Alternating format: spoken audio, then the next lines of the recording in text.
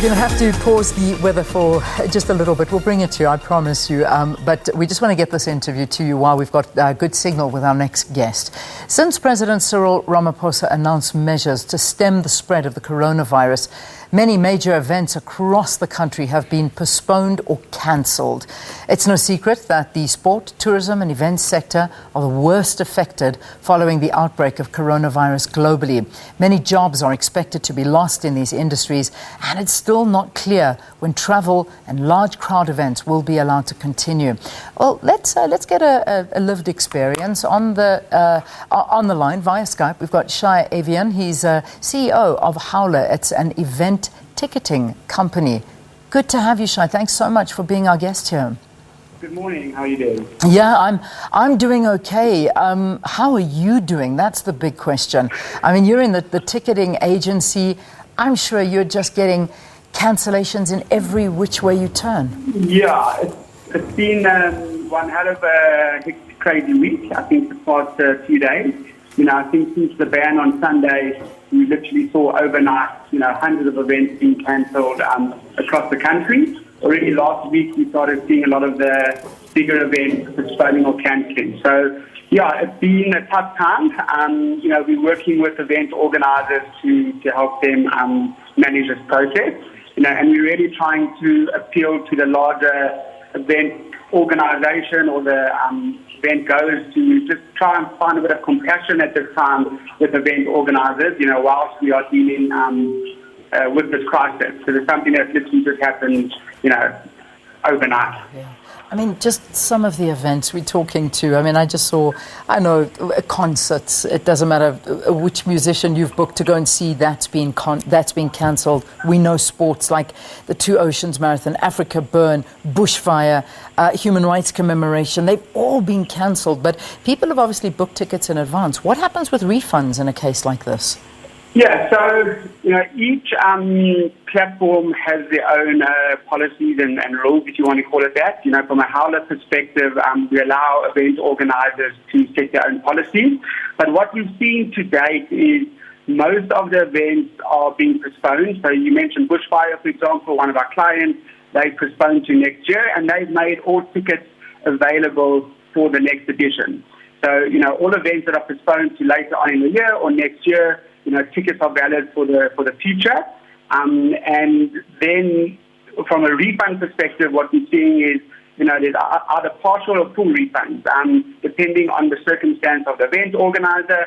I think that the challenge that people don't realize, is that the ticket sales often fund the production of the event, the deposits, the secure the artists and so forth, and there's no way of getting that back. So, if there are partial refunds, it's in the case where organisers are, taking some costs to cover some of the costs already incurred. But the sad reality is every event is different, every circumstance is different. There are different ticketing companies who all have different policies.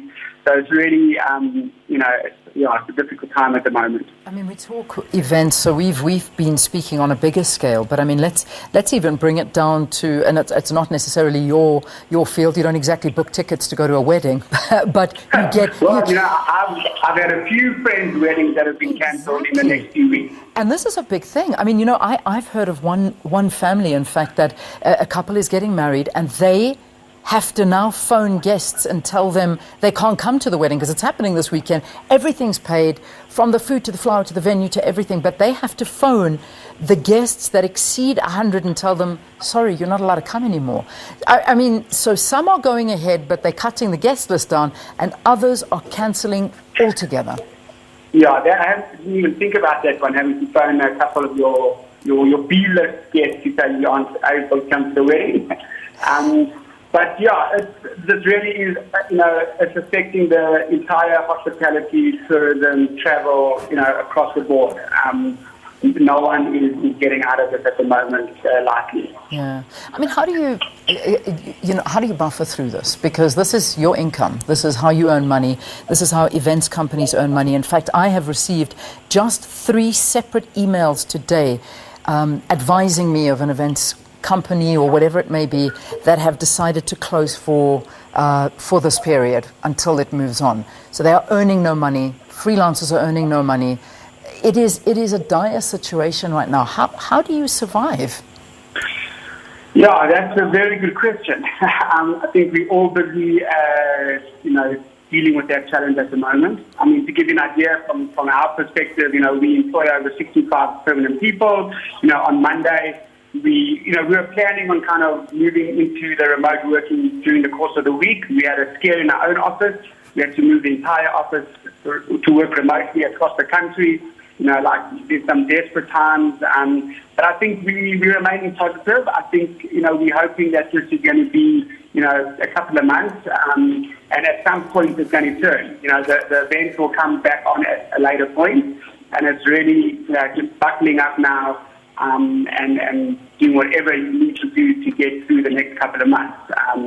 But there's, hopefully there's some government relief that we see is starting to come out. I think we need to keep an eye on to see what is going to be available for small to medium businesses, because we are the hardest hit. And, a lot of these businesses don't have the reserve, as we call it, or the backing to get through. Absolutely. I think everybody waiting on that word from business, because we've been hearing from government, we need business now to say something. I need to ask you a little bit, Shai, about consumer rights with regard to these kind of things and these events and bookings, because as we say, maybe your ticket may be valid for next year's event, or it follows over, but in the event that it is completely cancelled, and then you get somebody or an event organizer that says, sorry, but this is beyond our forces and control, we cannot refund you. What happens there? I mean, what does the consumer rights say? Yeah, this is a very blurred line. The Consumer Protection Act does allow for event organisers to deduct reasonable costs in the case that you, as an event goer, cancel the ticket. What we're seeing is if the event companies don't have the funds available to refund the event goers, then they're in a financial situation, and it's a difficult one. I can't answer with clear clarity at the moment, because each case is different. And I guess this is the reason why we're really trying to appeal to the community to try and be compassionate at this point.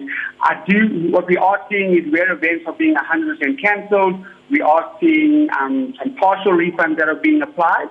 And in that case, the organizer is deducting some costs that have been incurred to date. Unfortunately, there's no insurance that covers communicable diseases from an event cancellation perspective. Even event organizers that had insurance it wasn't covered for diseases. So it's difficult across the board. Yeah, I mean, this is a very desperate situation. I mean, the eventing industry, from what I'm gathering, is going to suffer the consequences, not just now, but to recoup costs in many, many months to come. I mean, it's going to take a very long time to recover. I mean, events, at least the larger events, they are planned, 12 months around. And a lot of the revenue they receive is from sponsorship, from the bar revenue, of which normally it only receives after the event. So they're funding the operations up until the event, and a lot of events don't even make money. A lot of them are passion driven. Some of them are non-profit organisations. So it's really affecting the industry in a way that nobody could actually imagine. Yeah, very much so. I mean, I know that they've said that sort of, gatherings of 100 people are allowed. But I mean, in all honesty, is it even worth it? I mean, to recoup costs for major events, it's not worth it. I think what we're starting to see is people getting quite creative with doing virtual events or virtual conferences or online courses and so forth. So I think we're going to see people getting really creative. A lot of the DJs and the musicians are starting to do streaming events.